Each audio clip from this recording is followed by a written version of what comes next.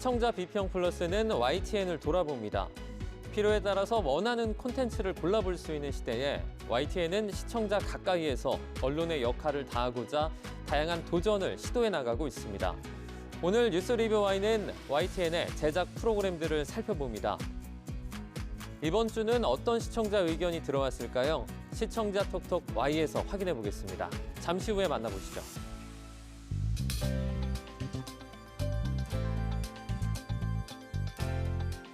여러분 안녕하십니까? 정주웅입니다. 고단했던 지난해를 뒤로하고 새해가 밝았습니다. 이 첫날의 소망과 다짐, 이 마음에 새기고 계실 텐데요. 바라는 일들 하나하나 풍성한 결실 맺으시길 바랍니다. 그러면 2025년 첫 시청자 비평 플러스 뉴스 리뷰 Y로 시작합니다.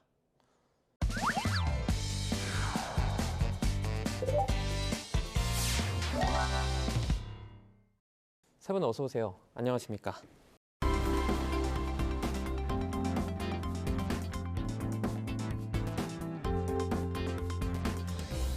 뉴스 리뷰 Y 시작해봅니다. 먼저 김은정 시청자 평가원이 가져오신 오늘의 주제부터 들어봅니다. 최근 언론 환경은 기술 발전과 더불어 빠르게 변화하고 있습니다. 실시간으로 많은 뉴스가 생산되고 유통되는 환경 속에서 시청자들은 정작 믿을 수 있는 정보, 심층적인 해설을 찾아내기 어렵습니다.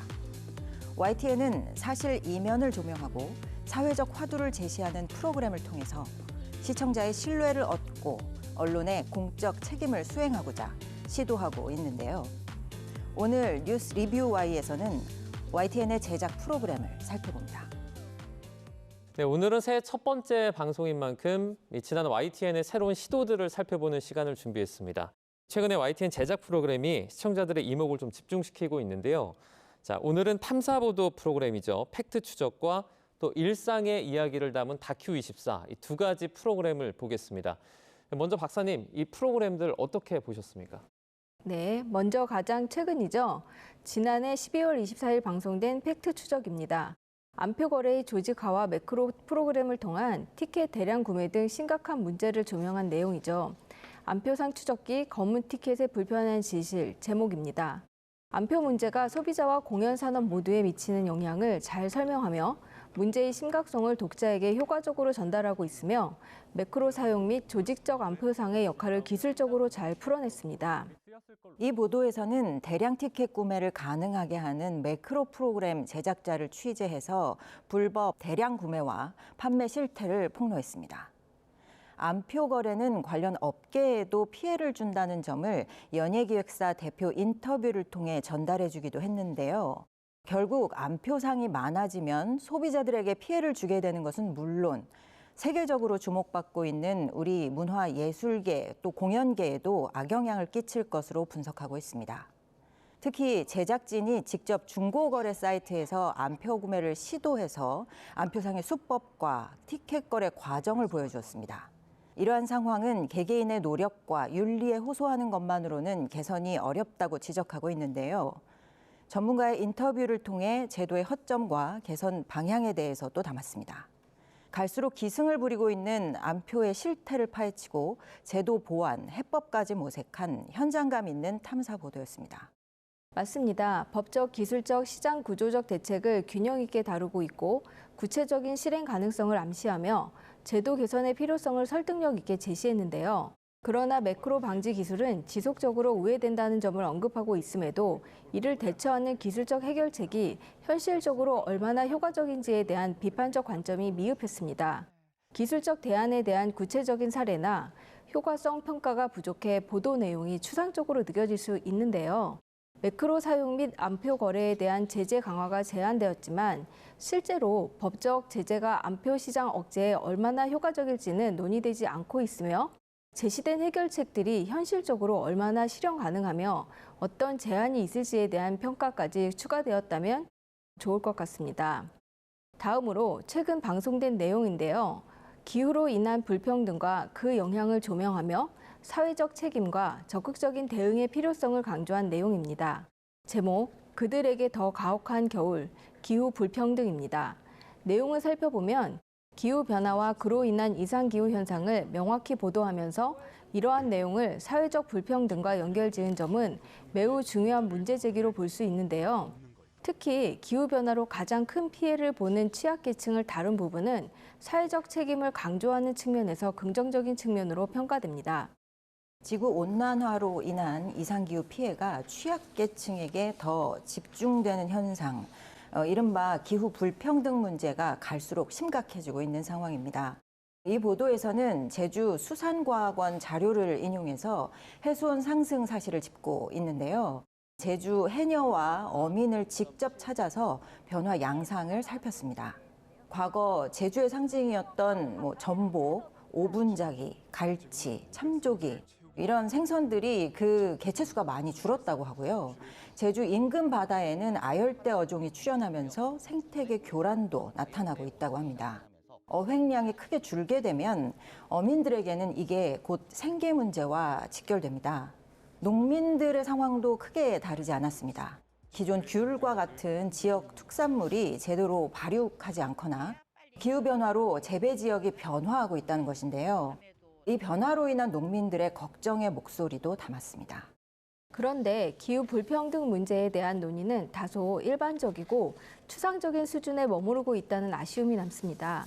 취약계층에 대한 구체적인 지원 정책이나 대책이 무엇인지, 실제로 어떤 변화가 이루어지고 있는지에 대한 구체적인 사례나 데이터가 부족한데요.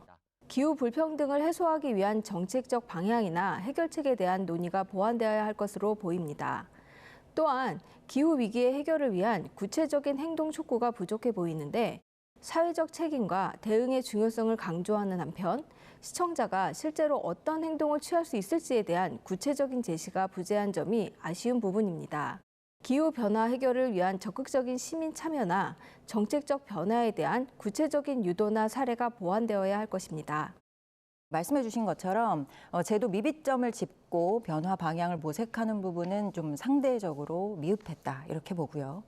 편성 시간을 늘릴 수 없다면 이러한 보도는 시리즈로 구성을 해도 좋을 것 같습니다. 예를 들면 자연을 삶의 터전으로 살아가는 농어민의 피해 실태, 에너지 취약계층이 겪는 어려움, 또 한편으로는 제도 미비점과 개선 방향, 이렇게 세 편으로 기획을 해도 좋았을 것 같습니다.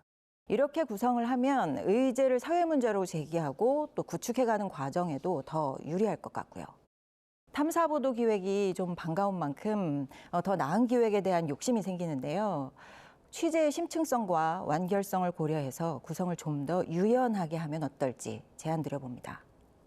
네, 원래 시간 제약이 있는 방송 기사, 저희가 데드라인이라고 하죠. 그런 시간 제약에서 한 발 더 나아간 제작물이라고 볼 수 있을 것 같습니다. 연속성을 가진 그런 기획 기사가 하나의 콘텐츠로 만들어지는 것처럼 이해할 수도 있을 것 같은데요.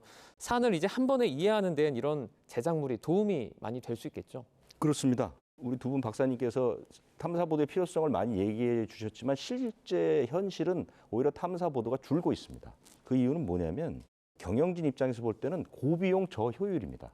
많은 돈과 인력과 시간이 들어가는데 나오는 물건은 생각만큼 그렇게 풍성하게 나오기는 어렵거든요. 물론 그 내용이 중요하긴 하겠지만 어쨌든 경영진 입장에서 굉장히 어려운 것이고, 그래서 기자들도 사실 깊이 1순위가 바로 이 탐사보도입니다. 왜냐하면 탐사보도를 하기 위해서는 기자가 취재부터 자료를 수집하는 것부터 방향을 잡는 것부터 해서 모든 걸 다 해야 되는 거거든요.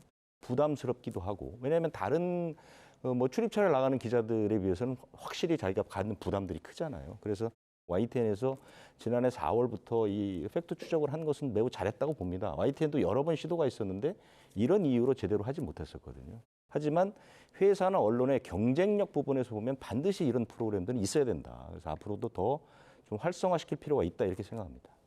다음으로 YTN의 다큐멘터리 프로그램이죠. 다큐24를 살펴보도록 하겠습니다.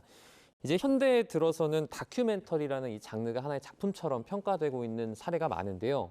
사실을 기록하는 시각적인 콘텐츠로 이제 사회적으로 의미가 있는 현상을 시청자들이 쉽게 이해할 수 있도록 돕는 역할을 해내고 있습니다.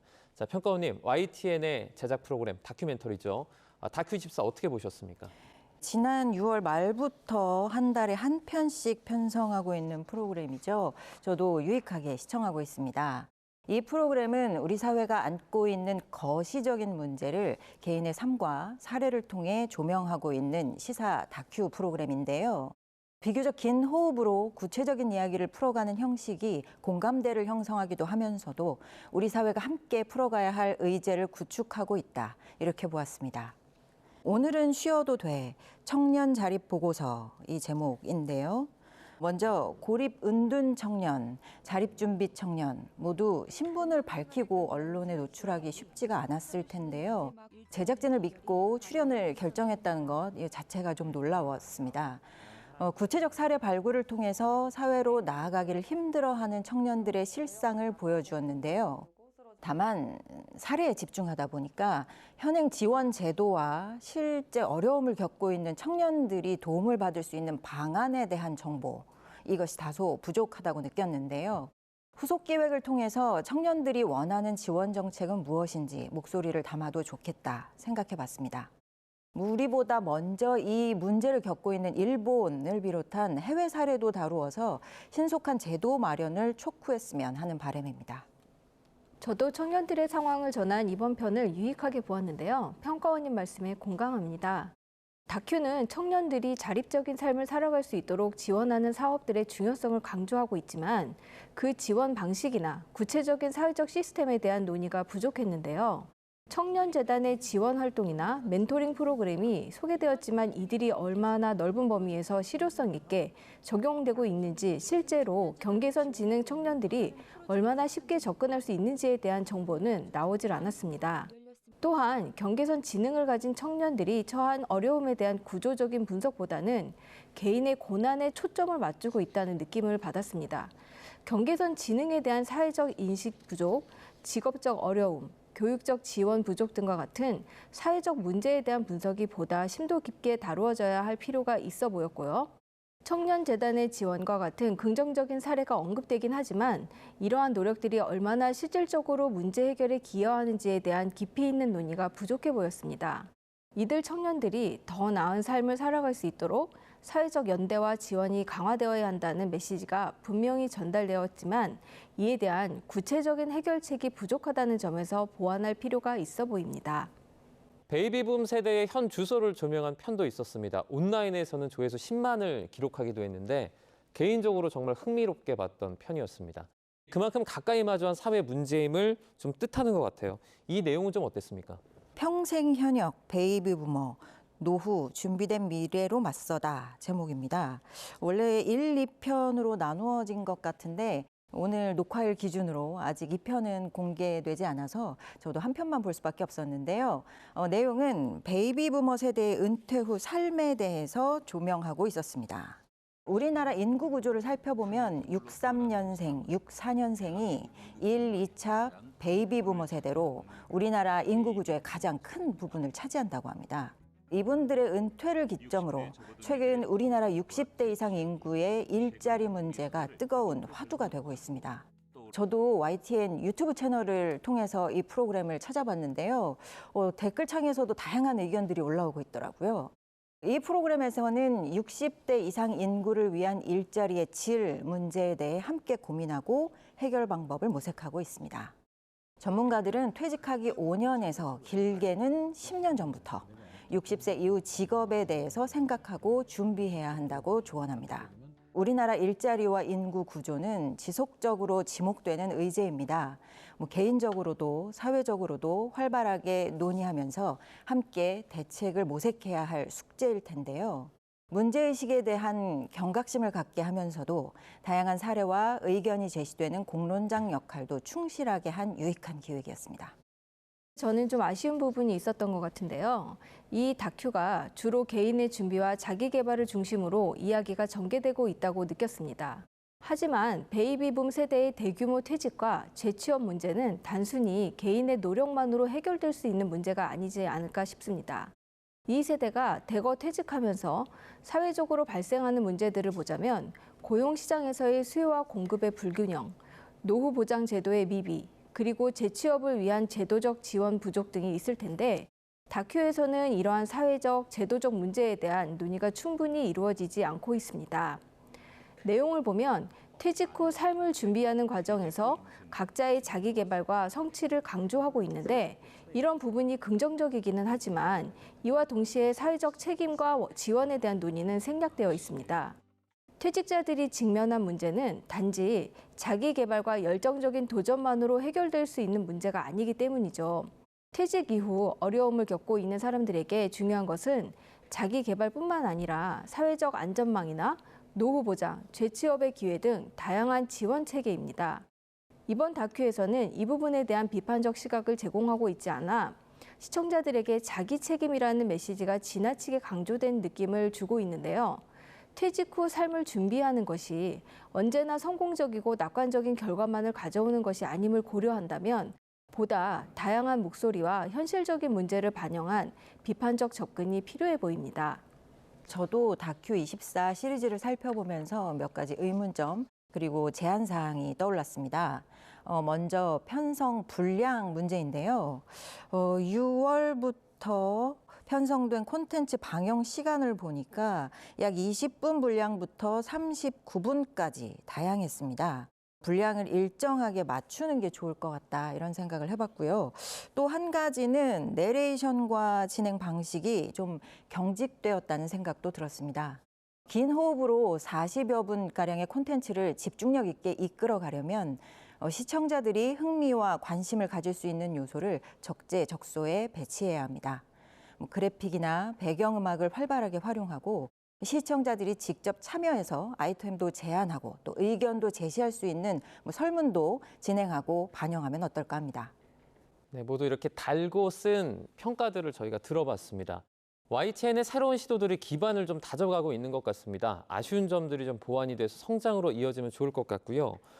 사회적 문제 그리고 해결 방안을 알리는 또 다른 장치로서 활용되고 또 발전해 나가면 좋을 것 같습니다. 실장님께서는 이 부분은 어떻게 생각하세요?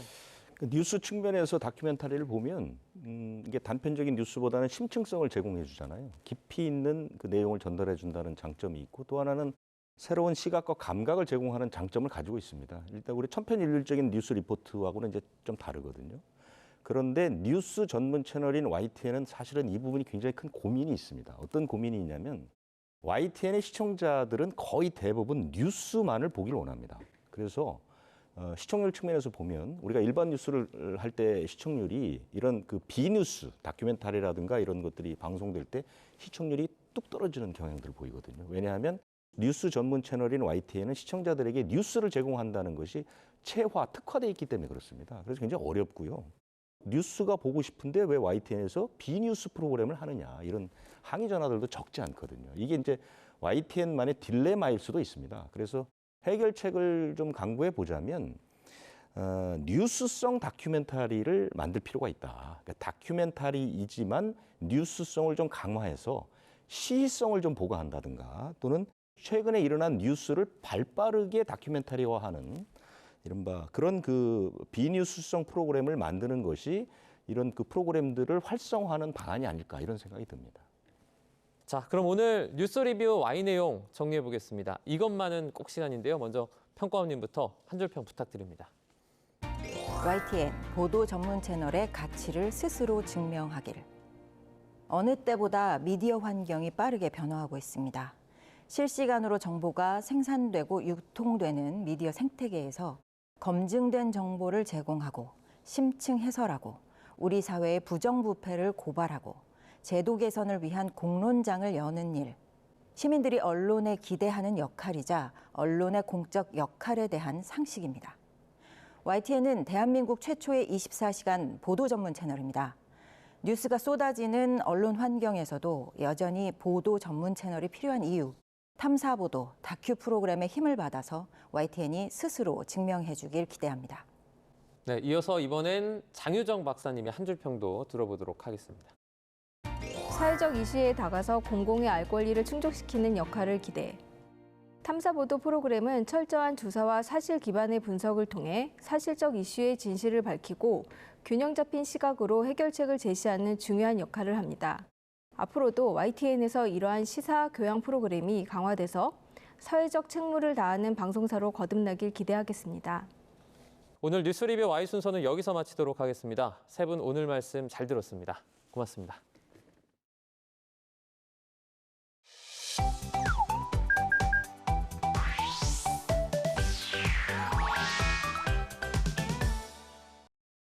YTN을 향한 시청자 의견이라면 모두 귀 기울여 듣고 답하는 시청자 톡톡 Y 시간입니다. 오늘 주목한 시청자 의견을 AI 앵커 Y고가 소개해드립니다. 지금 바로 만나보시죠. 안녕하세요. AI 앵커 Y고입니다. 오늘의 첫 번째 주제는 황반 변성에 대한 시청자 의견을 들어봤습니다. 자세한 내용 지금 바로 보시죠.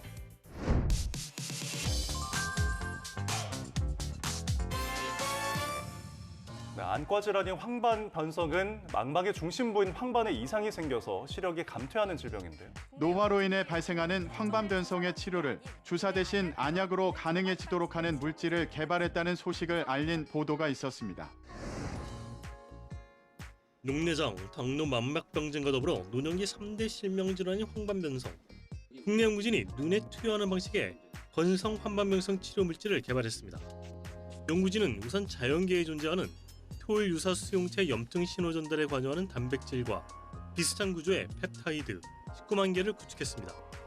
이 가운데 염증 신호 전달 단백질 간의 상호작용을 억제해 염증 신호 자체를 차단하는 최종 펩타이드 물질을 출현했습니다. 국내 연구진이 새로운 치료 방법을 어떤 방식으로 개발했는지를 자세히 설명해준 과학 보도였는데요. 보도에서 황반변성의 치료 방식으로 새로운 물질을 개발했다고 알렸는데 어려운 의학 내용을 전하면서 질병에 대한 자막과 상세한 설명 등이 없어 이해하는 데 어려움이 있었다는 시청자 의견이 있었습니다. 시청자 톡톡아이에서 보도에서 언급한 질병인 황반변성에 대해 자세히 알아봤습니다. 사람의 눈은 카메라의 필름처럼 기능하는 망막을 가지고 있는데 이 망막의 중심부에 위치한 황반은 시세포가 밀집해 있어 선명한 시각을 볼 수 있도록 합니다. 황반은 시력을 결정짓는 핵심 부위로 이곳에 이상이 생기면 시력이 점차 떨어지거나 심하면 실명에 이를 수 있는데요. 이러한 황반부의 변성이 생기는 질환을 황반변성이라고 합니다. 황반변성은 크게 건성과 습성 두 가지 형태로 나뉩니다. 건성 황반변성은 망막에 두루젠이라 불리는 노폐물이 쌓이는 경우로 환자의 약 90%를 차지하는데요. 이 경우 심각한 시력 상실로 이어지지는 않으나 방치하면 습성 황반변성으로 발전할 수 있는데 습성 황반변성은 비정상적인 신생혈관이 생기면서 발생합니다. 이 신생혈관은 쉽게 터지며 출혈과 망막 부종을 유발해 급격한 시력 저하를 초래할 수 있어 응급 질환으로 간주합니다. 황반변성 초기에는 자각 증상이 거의 없어 조기 진단이 어려운 점이 문제인데요. 병이 진행되면 시력이 감소하고 가까운 물체가 휘어져 보이거나 사물의 중심 부분이 비어 보이는 중심암정 같은 증상이 나타날 수 있습니다.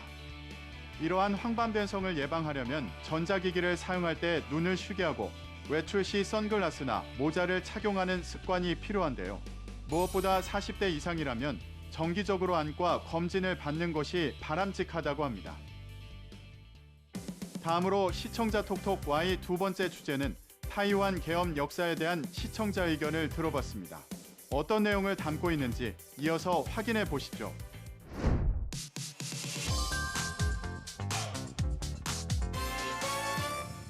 네, 과거 38년간 계엄 통치를 겪었던 타이완에도 윤석열 대통령이 쏘아올린 계엄령의 불똥이 튀었습니다. 우리나라 계엄 사태와 관련해 타이완이 계엄법 개정안을 발의했다는 소식을 알린 리포트가 있었습니다. 음모론적 시각이 나올 정도입니다.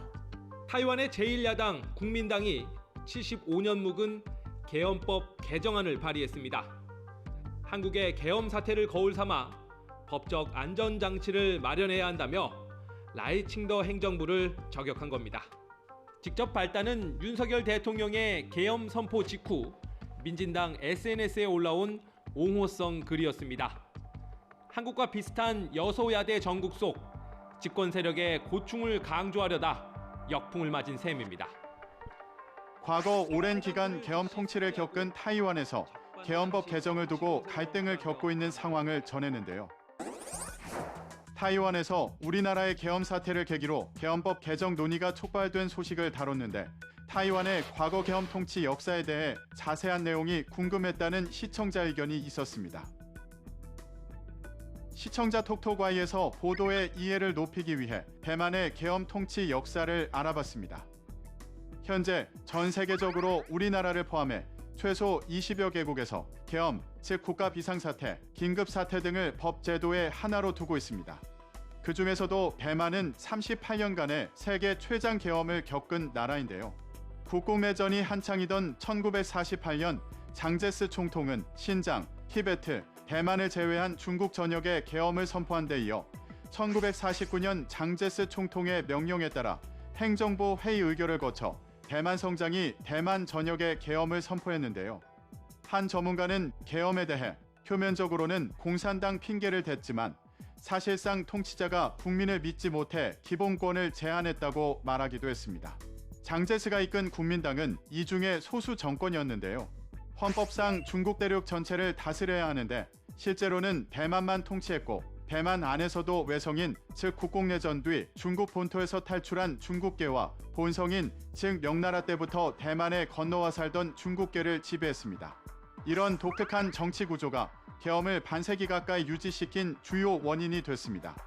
1949년 계엄 선포를 기준으로 38년 만인 1987년 7월 장제스의 장남인 장진궈 총통이 중화민국 헌법의 임시조항인 동원감난시기 임시조관 제10조에 따라 계엄령 해제를 선포하기도 했는데요. 하지만 중국 공산당에 대한 전쟁 상태인 동원감난시기가 공식 종식된 것은 1991년 5월 1일로 장진궈 4호 리동의 총통이 새 수정헌법 시행을 공포한 때입니다. 마지막으로 오늘 시청자 톡톡 Y 세 번째 주제는 연말 정산에 대한 시청자 의견을 들어봤습니다. 이어지는 내용도 지금 바로 만나보시죠.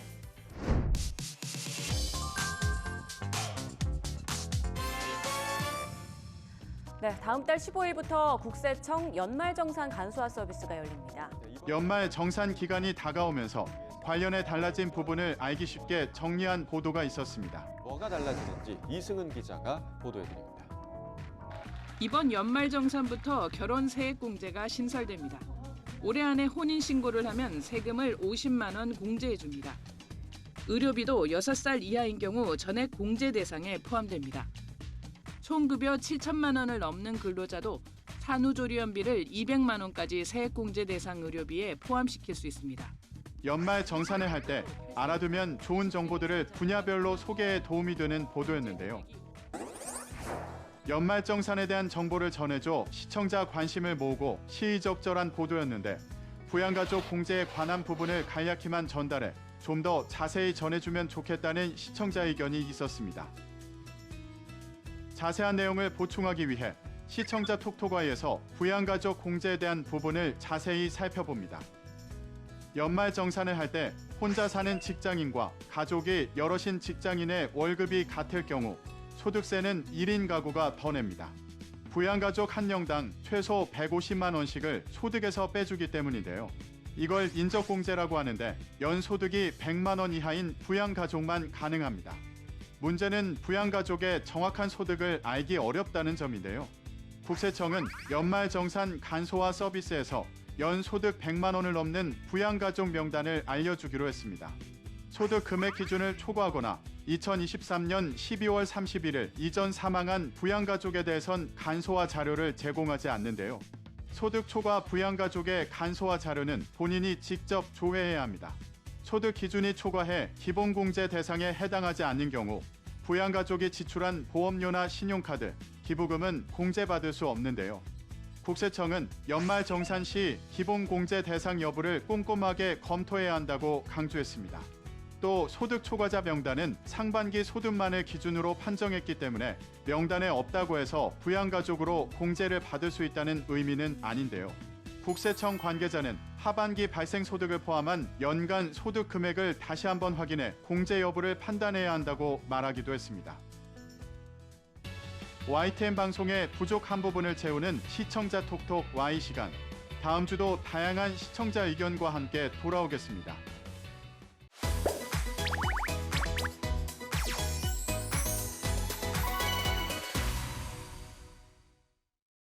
안녕하세요. YTN DMB 시청자 평가원 고두입니다. 최근 우리 사회는 새로 태어나는 인구의 유입이 줄어들면서 전체 인구가 나이 들어가는 고령 사회에 들어서고 있다고 합니다. 65세 이상의 비율이 전체 인구의 20%를 차지하게 되면서 이제는 초고령 사회라고 불러야 한다는 의견도 적지 않습니다. 시청자 여러분은 앞으로의 미래를 어떻게 준비하고 계신가요?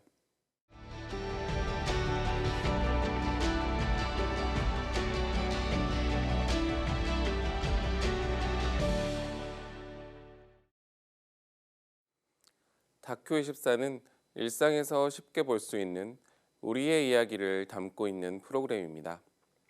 모두 동일한 24시간을 살고 있지만 모두가 다를 수밖에 없는 24시간 안에서 이루어지고 있는 서로 다른 일상을 담고 있는 것이 특징인데요.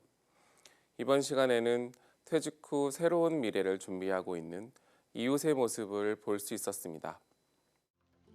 먼저 정년퇴직을 하고 새로운 생활을 시작한 60대의 모습을 볼 수 있었습니다. 퇴직을 하여 더 이상 출근을 할 필요는 없지만 아침이 되면 자동으로 눈이 떠지면서 하루 일과를 시작하는 모습을 볼 수 있었는데요.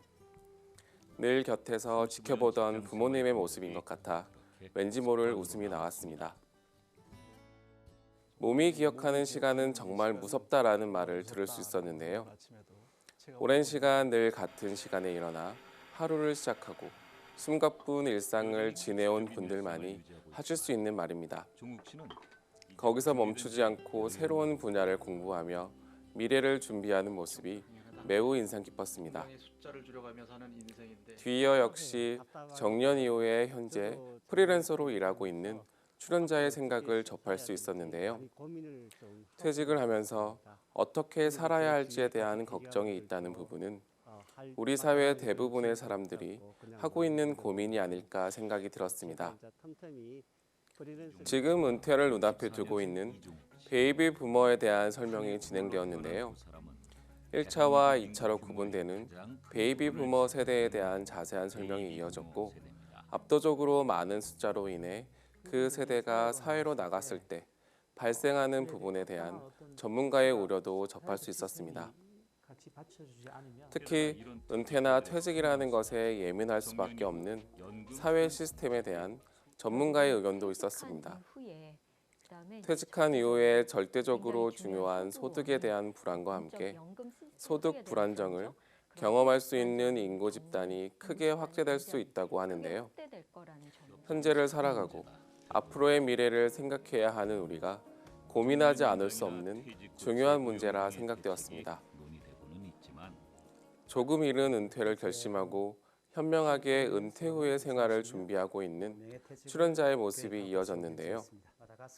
40대부터 미래를 준비하기 위해 대학원을 다니고 자격증을 취득하면서 내가 꿈꾸던 미래를 개척하는 모습을 통해 내가 장기적으로 하고 싶은 것은 무엇인지, 은퇴 후에 즐거운 삶을 보낼 수 있는 방법은 무엇인지 고민하는 시간을 가질 수 있었습니다.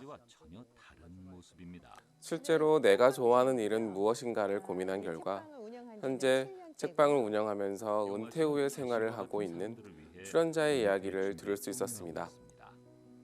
월말에는 운영으로 인한 불안이 있기는 하지만 본인이 좋아하는 일을 하는 것에 대한 기쁨이 있다는 말에서 은퇴 후의 삶이 마냥 어려운 것만은 아니겠구나라는 생각이 들었습니다. 시간은 누구에게나 동일하게 주어진 것입니다. 때문에 그 시간을 알차게 보내기 위해서는 끊임없는 고민과 행동이 필요할 텐데요. 특히 은퇴와 정년은 익숙했던 것에서 벗어나 새로운 시작을 알리고 고민과 행동이 반드시 필요한 순간임을 알 수 있는 시간이었습니다. 우리가 고민하고 함께 공감할 수 있는 내용이 다큐24를 통해서 계속 전해줄 수 있기를 바랍니다.